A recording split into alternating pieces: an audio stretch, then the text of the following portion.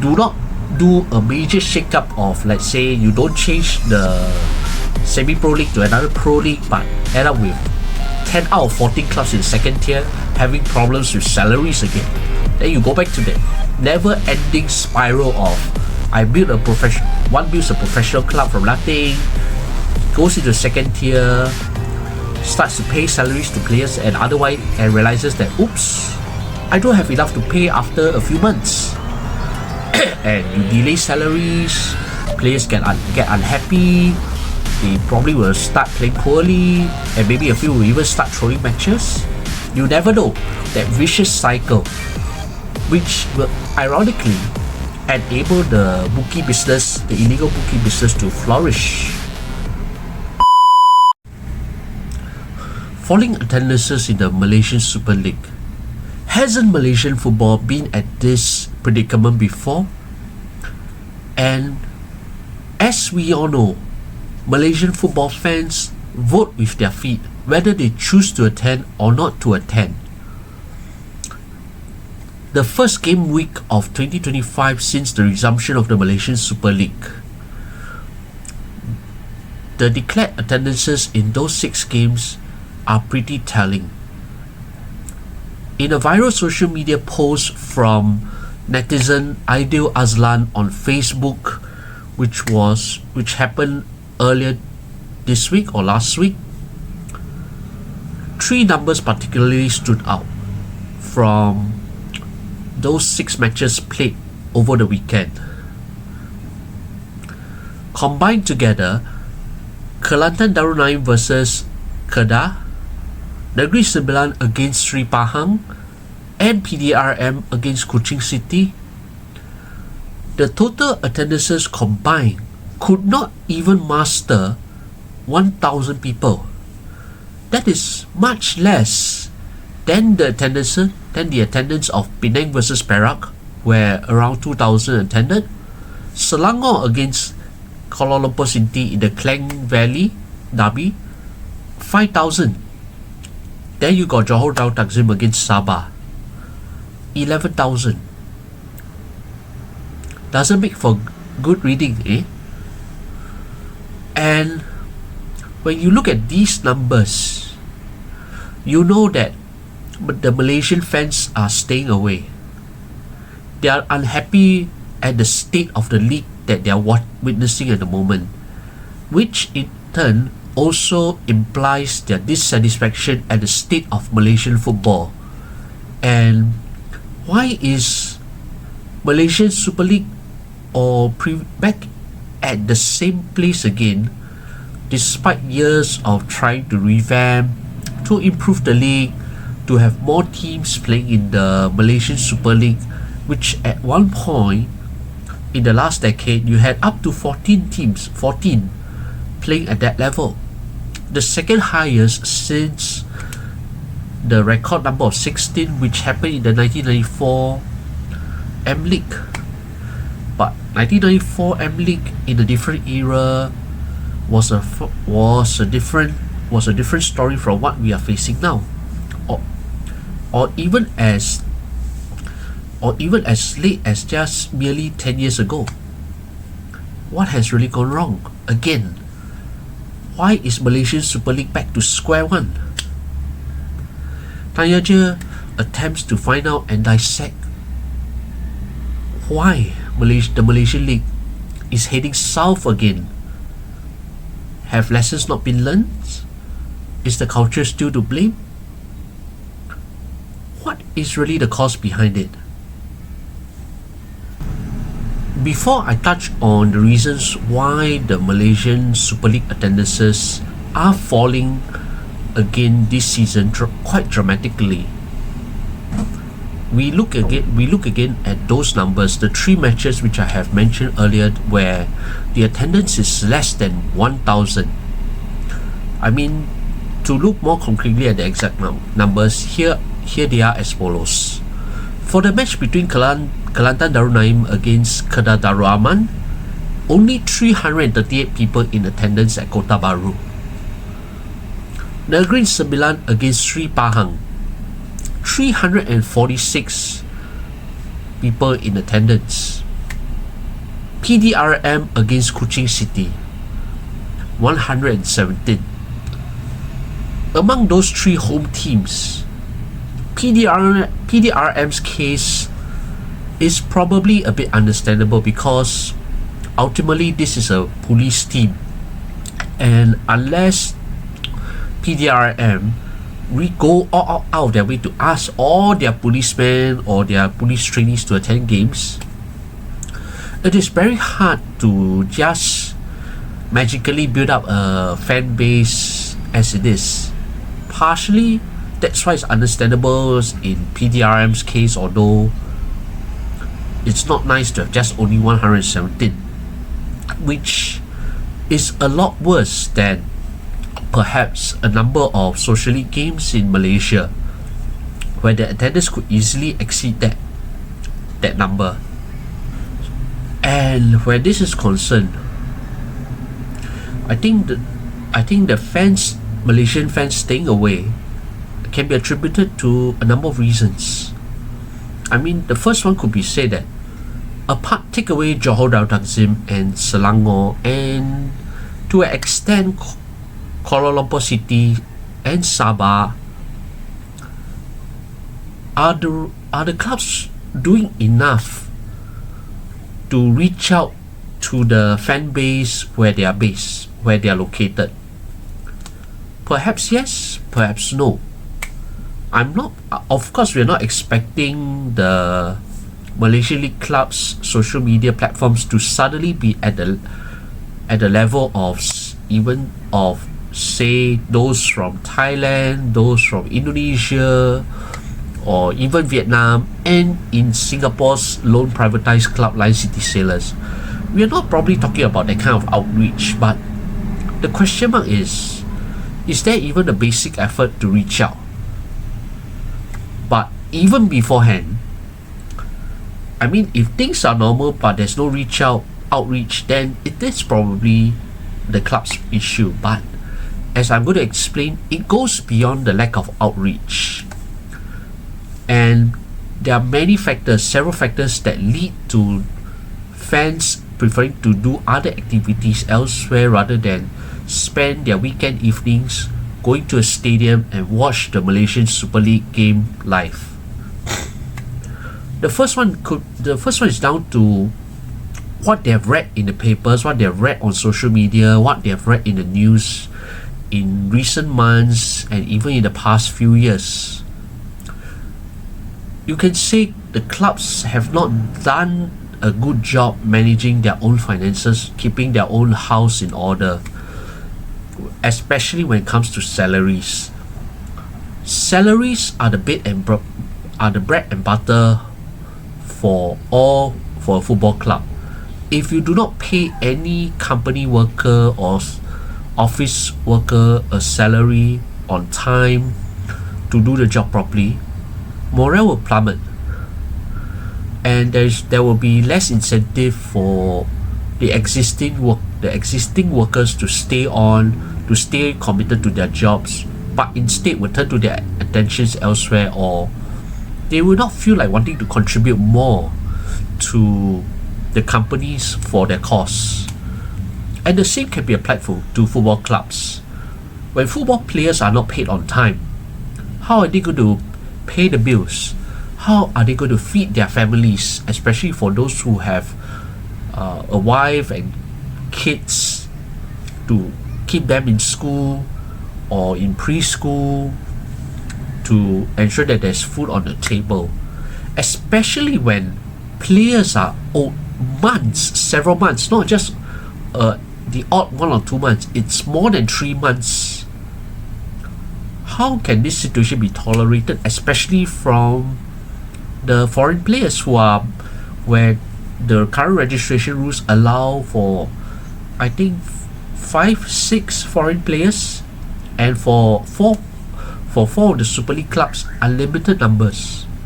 It's like if you can't pay them to even earn a living, and for Kelantan's case, even a more botched case of not even doing proper paperwork to ensure that they have work permit, to ensure that they have all these documentation to allow them to live and work legally. what more the salaries. And when players go unpaid, they can do a number of things to make up for these areas, and this is an area that has been touched on in Malaysia before. When players are not paid properly, there is a temptation for players to throw games. There's a temptation for players to not give their all for the team, even without the undue influence of match fixing. Then, what about the case of player dissatisfaction? And they are probably not good enough to transfer to your likes of Selangor, Kuching City, and even Kuala Lumpur. Never mind Johor Darul Takzim.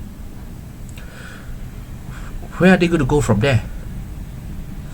Because the moment they step out of the Malaysian Super League, it is a semi-professional second division.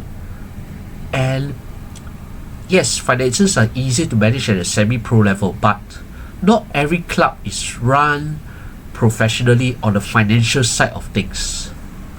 So there again, where do we start?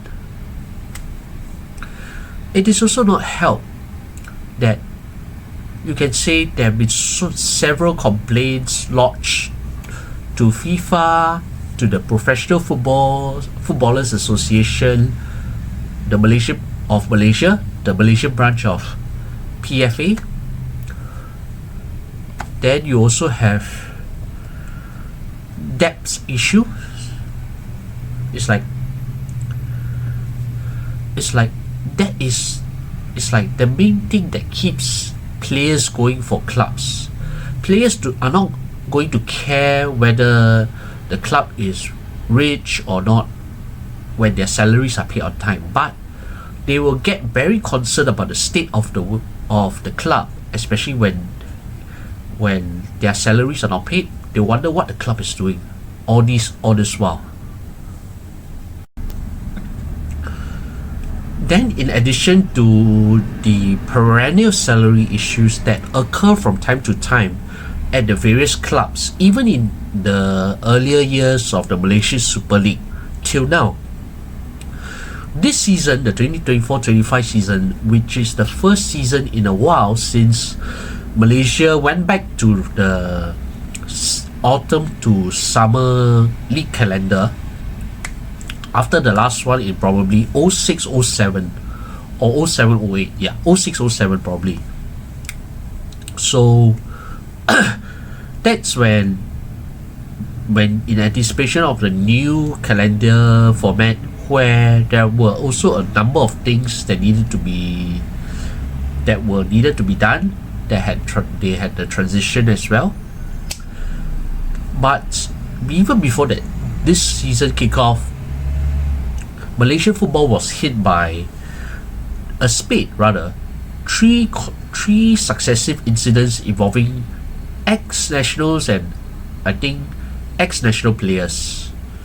If I include Faisal Halim for now as an ex-national player, I mean, the chief among them is the Faisal Halim acid attack, which took him more than half a year to recover from before he finally made an substitute appearance in a league game later this season. And then you also have a knife attack on Akia Rashid, the Terengganu player who has recently converted his loan move into a permanent one, and a very strange car attack on Shafiq Rahim's car when the veteran player himself was inside the training premises doing club training. And those three unrelated incidents for a while gave a lot of fear on the safety and the well-being of the players who are involved in this league, because after those three attacks in succession early last year, especially after the Asian Cup feats, fans worried whether football is really safe, whether the football stars are going to be safe, and are clubs doing enough to provide protection to these players. As it turns out, there are no further attacks since, but it is a start of a chain of unfortunate events that led to the current state, the current malaise where attendances in league games are concerned, even for Johor Darul Takzim as well. And inadvertently, the off-field issues, whether it's the case of player attacks or the salary issues, these factors have indirectly contributed to an overall poor quality of play in the Malaysian Super League this season, and that is despite the increase of the number of foreign players allowed per team in the league, up to 6, even up to 8 if we include the ASEAN player quota and the Asian player quota as well. So, and the thing is, when the clubs are not that professionally run and the coaches are not at the level where they are trained, they are given the qualifications to reach that level, the certification needed to be the head coach of the team, it is more challenging for teams to provide tactical guidance and also the quality to help their players push up to a different level. And where this is concerned, the poor quality of play among the teams do affect the reigning champions and currently runaway leaders in the Malaysian Super League, Johor. It's not that Johor want to be runaway. They do want to show that they are still dominant. They do want to show that they are still the kingpins of Malaysian football. But I do like to think that they do also prefer some stiffer competition from other clubs, particularly from Selangor, Terengganu, Sabah, Kuala Lumpur City, and even Kuching City. These are the 5 clubs I just mentioned who are at least capable of giving them a good fight on the pitch.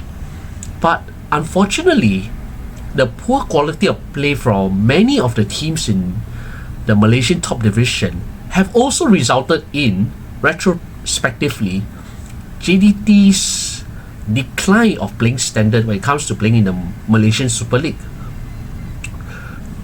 Fans are complaining that it's JDT's fault, that JDT is so dominant, the script is there, the referees always give them penalties even when they don't appear to. But then again, are the other clubs helping themselves?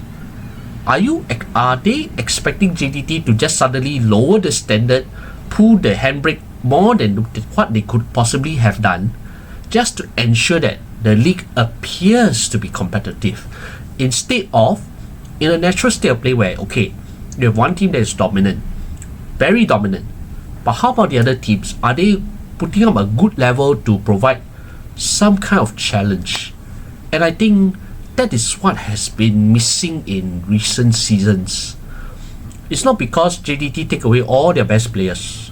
JDT has also loaned out a number of players back. They have also released a number of players who had been under their books for a while back to their clubs, and you can see to some extent the impact it has been for those players who have been under the JDT system previously, who have been back who are now at other clubs in the Malaysian Super League. The training they received, the guidance they have had when in Johor, they had continued on. At least they showed that when they are allowed to play, probably for some is to regain their confidence, to regain their form after sitting on the bench for quite a while, and so forth, and other reasons behind it. But it is unfair to say that JDT is the cause behind this. Selangor is not wasn't in a stable shape this season. They were deeply impacted by the Faisal Halim acid attack that they started the season on a very wobbly note. And then you had the coaching issue where they sacked the previous incumbent and now have replaced him with a Japanese coach,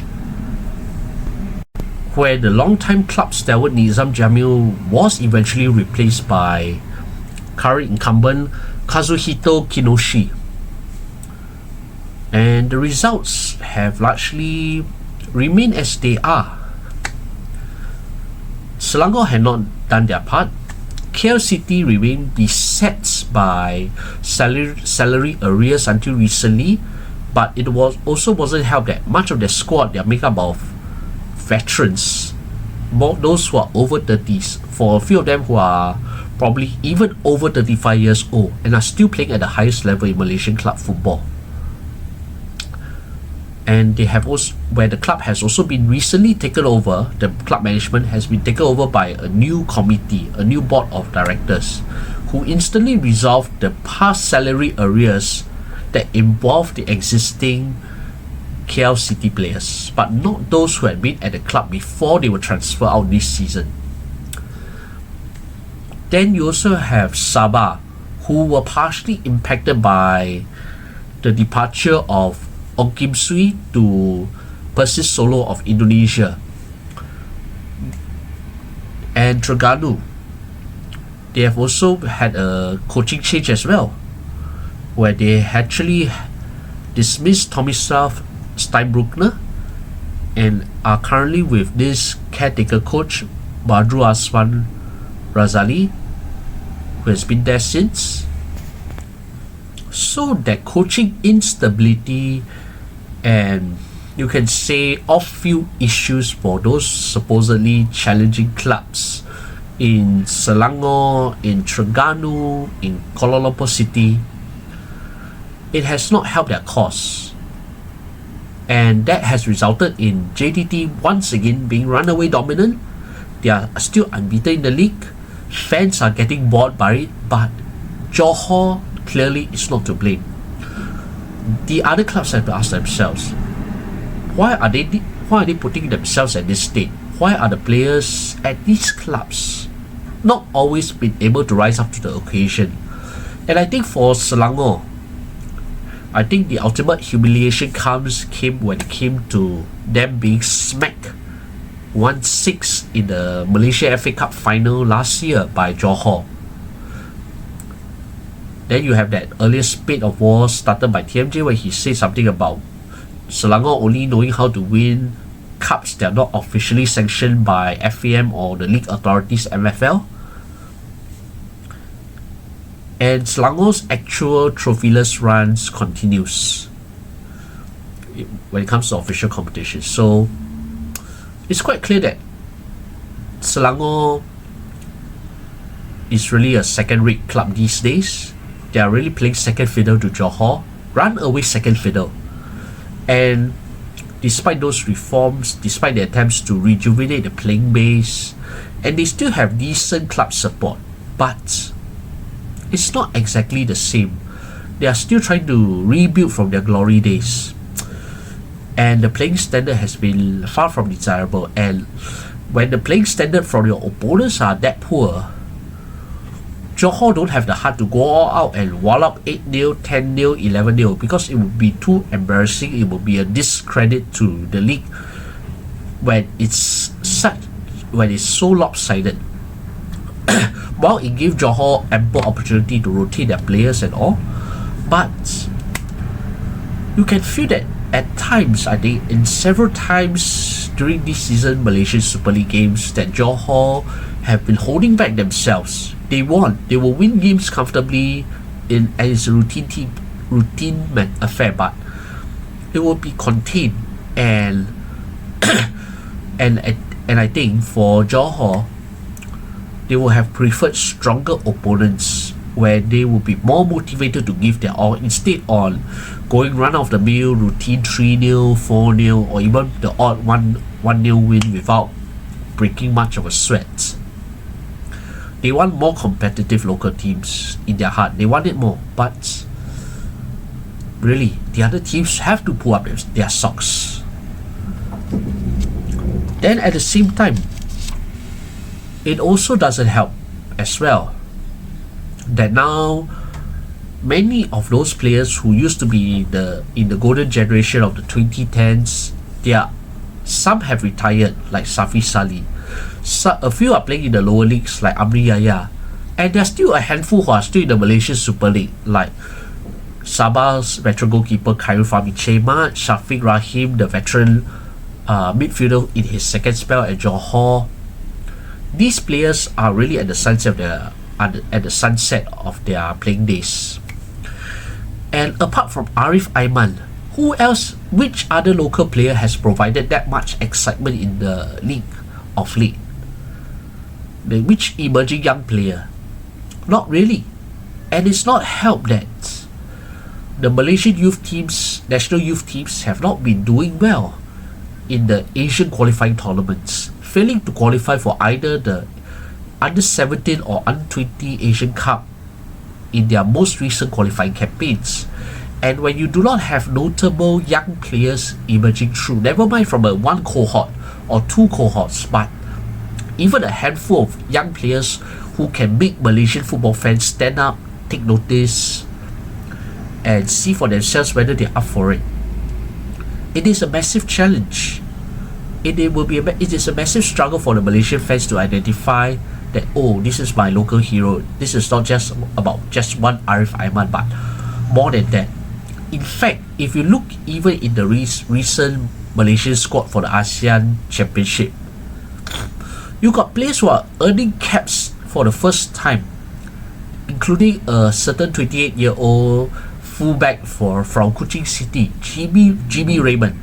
It's like, has Malaysian talent depth been so short that you need to call up a 28-year-old for his first ever international appearance, never mind his first international tournament? It's a depth crisis that Malaysian football is struggling on the local front. And it also doesn't help that, perhaps, to be fair to the naturalized foreign-born heritage players who have been in the Malaysian national squad over the years, especially for those who were involved in the Asian Cup finals early last year in Qatar, they have been a major source of credit and also a major source of, you can say, inspiration or forming the core alongside the few local players who could be at least on par with them. Then you also have the league calendar, which has admittedly been a massive mess this season.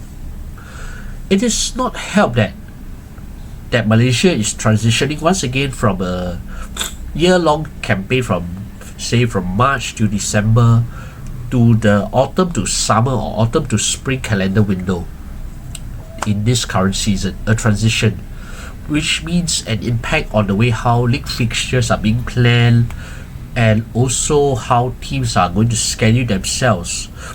In fact, from the fans' comments after that viral post, some of them were commenting that, sometimes you get only one game a month, but other times you may get so many more games in a month than the previous. It's like there's a huge inconsistency where league fixtures are concerned. And it also doesn't help that there are occasional postponements because of poor weather conditions on the actual match day that forced the game to be postponed or abandoned and needed to be replayed at a later date. Then you throw in fixtures for the AFC club competitions in the AFC Champions League Elite for Johor Darul Takzim and the AFC Champions League 2, the second tier tournament where Selangor was involved in until its elimination from the group stage. Then on the other hand, you also have the AFF ASEAN Club Championship Shopee Cup, where you have Kuala Lumpur City and Terengganu competing and who are still in contention for semi-final spots at this time as I'm talking about this. Then the biggest spanner in the works, really the major spanner in the works, the ASEAN Championship, the ASEAN Mitsubishi Electric Cup.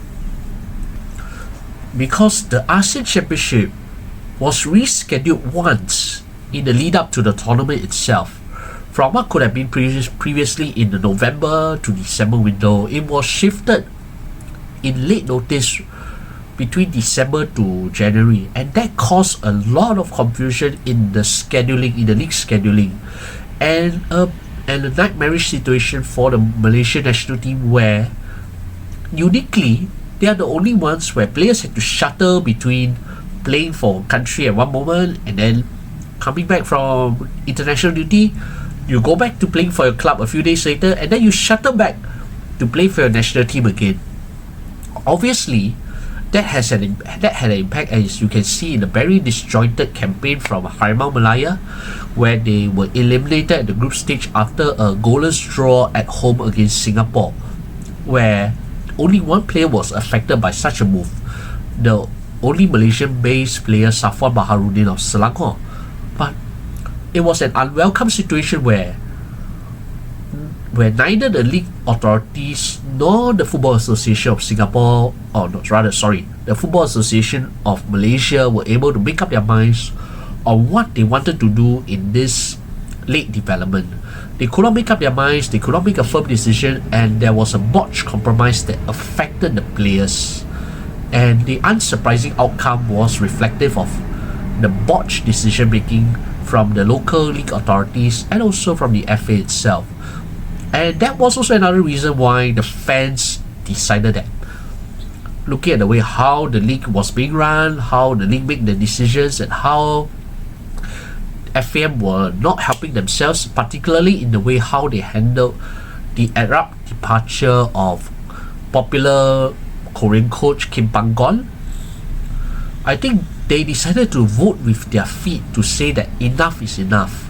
They could only tolerate the usual nonsense in Malaysian football for only this long before they said, we got to put a stop to this, we shall not attend, because clubs are not helping themselves, the FA is not helping themselves, the league authorities are not helping themselves. Why should we help ourselves to keep going for games rather blindly? When, I mean, maybe it's more boring perhaps if I don't watch a league game, but the malice, the poor state of play, the poor conditions, the uncompetitiveness of the teams. Yes, Johor comes, there's always some attraction, but it's like, why isn't my other team trying to compete to show that they at least were trying to show that were trying to defeat JDT and forcing their star players to up their game more often than they would. Yeah, and all these other questions, it's like those frustrations accumulate. It's like they build up to eventually just one thing. These fans, apart from the diehards, the ultras, they walk away from their clubs, from their club fixtures, and it also even have an impact on the national team. Quite a number stay away from the national team games in the ASEAN Championship as well. I mean, beginning from the Merdeka tournament till the ASEAN Championship, they largely stayed away too. They have had enough. Never mind the fiasco regarding their former coach Pau Martin Vicente. It's like that level of dissatisfaction was there for all to see. And having said all this, I think to also sum up, it is also indicative of a few things. Firstly, the privatization project which has been going on for a number of years right now in the aim by the Asian Football Confederations to help Asian clubs turn professional and to be fully privatized without the need of any cash flow from the state government or any corporate entity single-handedly. It is clearly not working in Malaysia. It is clearly not. Yes, you can set up private entities in name, but the source of funding is still coming from the state, from the clubs, and for practical reasons also, because I think for even those well-run clubs, without those resources, can they function? No. Because once they cannot function, the salaries are not going to turn up magically. They have to find a way to get funding to keep the players happy, to keep the players committed to performing, to playing, to training. And that's where salary issues begin to arise. So privatization in a nutshell has really not worked at all. Then you also have that persistent, the continued question on, it's like, it's only in the last few years where they revised the league system again, after initially having your Malaysian Super League, your Malaysian Premier League, then your M3, which is supposed to be the third tier, the M4, which is supposed to be the fourth tier, and then now there's still a Malaysian Super League, but your new second tier is now called the Malaysia A1 Semi-Pro League. What kind of naming is that? It's like A1 Semi-Pro League. That becomes the new de facto Division 2. And the only creditable thing that the Malaysian league authorities have done ever since the league is transferred to under the management of the Malaysian Football League is rather the consistent sanctioning and, to an extent, for a number of occasions, the expulsion of league teams, even though for a number of them they are not relegated, but they were kicked out because they failed in their financial planning, they failed in their financial obligations, in their duty towards the players. It's like, it's a positive step, but one positive step does not make a summer, doesn't create a revolution. It's like, can the league authorities do more? Apart from deduction of points, apart from taking firmer action against recalcitrant clubs who routinely owe players salary, or declare or make false declarations on the stake of their finances or funding. Could the Malaysian Football League authorities have done more? It is not easy to say, given the varying levels of financing, the varying levels of administration among the teams in the Malaysian Super League. Perhaps it's rather damning to say this, but from my understanding so far, only 3 or 4 of the 12 Malaysian Super League clubs, these 3 or 4 clubs, they are the only ones who pay their players and staff on time without any issues. The rest all have varying levels of salary arrears, probably from 1 week to 1 month to even months. The worst case, where Kelantan Darul Naim, the current team rooted at the bottom of the division, that's where they are stuck, and they are also mired in those issues as well. Possibly following in the way of the footstep of the former state team turned Kelantan Red Warriors, where they could go extinct by the end of this season because they can't manage those finances, they can't run a football club properly. And I think this is the issue, and perhaps it's rather damning for me to say something else, but Malaysian clubs seem to be living in the past where that Dunhill money, yes, Dunhill. Some will know Dunhill as a clothes company where their trademark of style, quality, excellence, or elegance. Dunhill, the dress company, the clothing side of the conglomerate of the company, but they are better known for their cigarettes.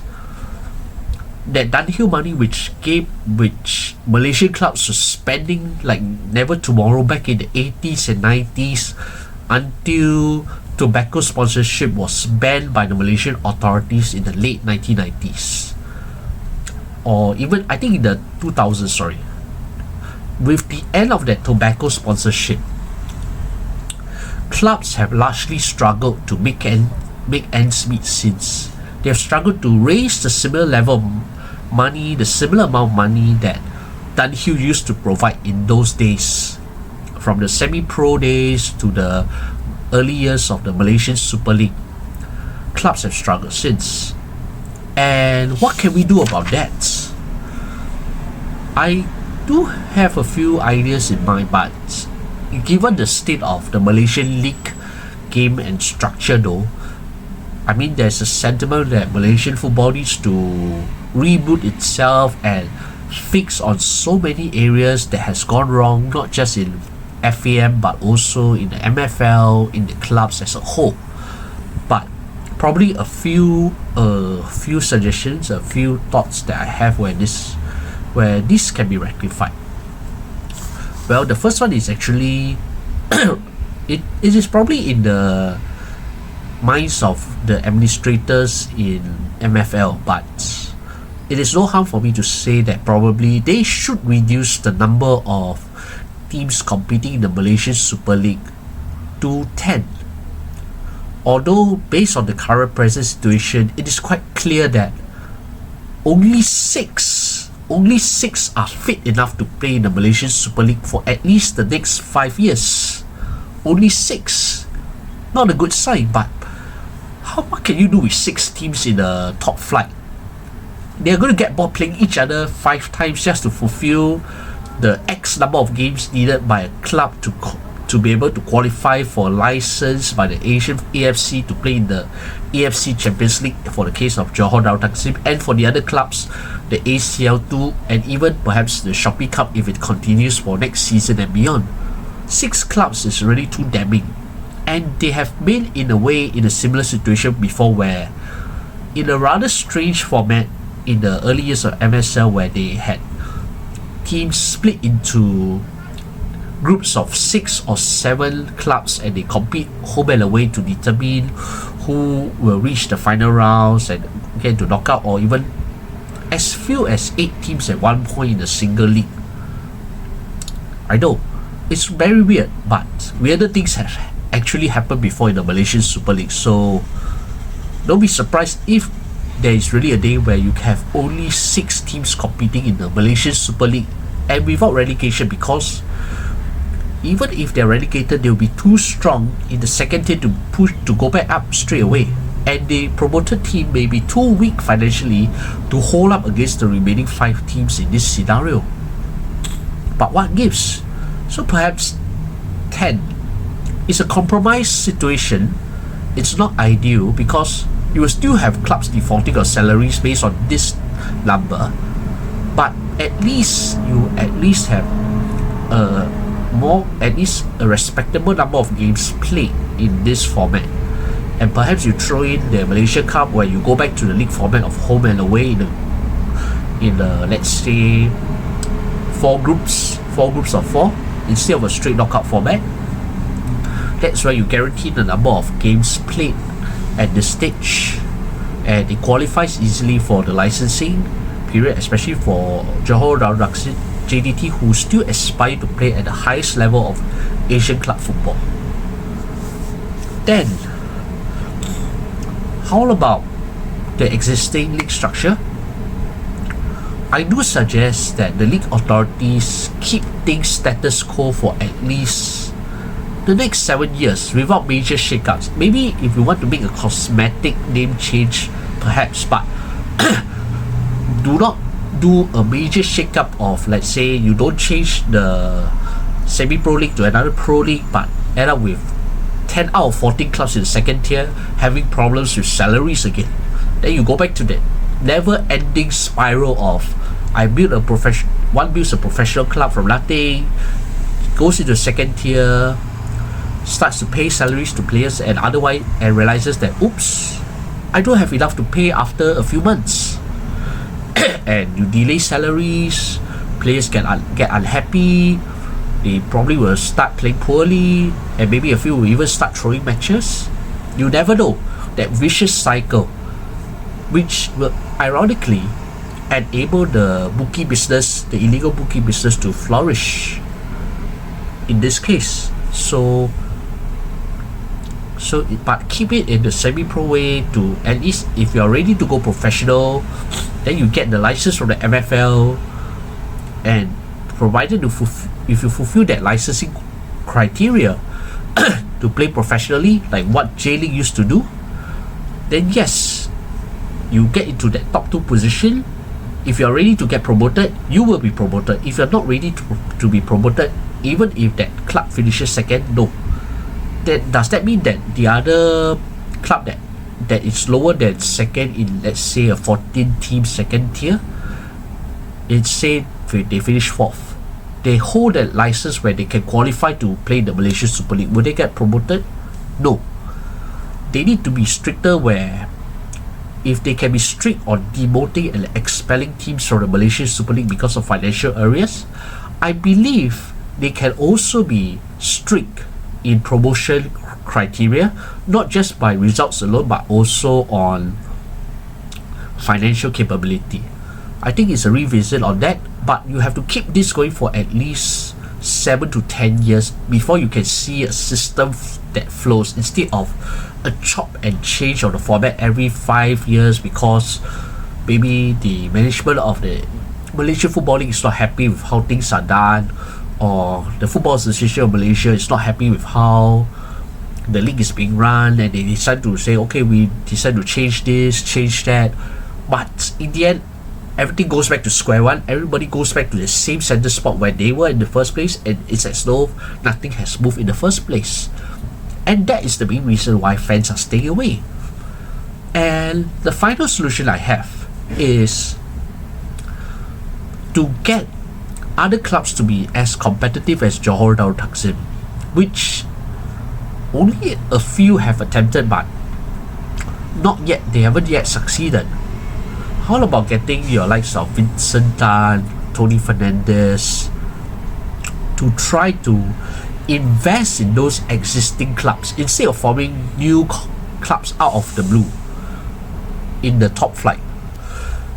And you provide tax rebates or tax-free, where they put in the money and they are not charged any tax for their investment into those clubs, where they will help to build up the financial sustainability, the financial viability, and provide a foundation for these clubs outside of JDT to run, to build up a better squad to be more competitive, that would make Johor feel like they are able to also push their best in the local league instead of saving their tank just for the ACL elites.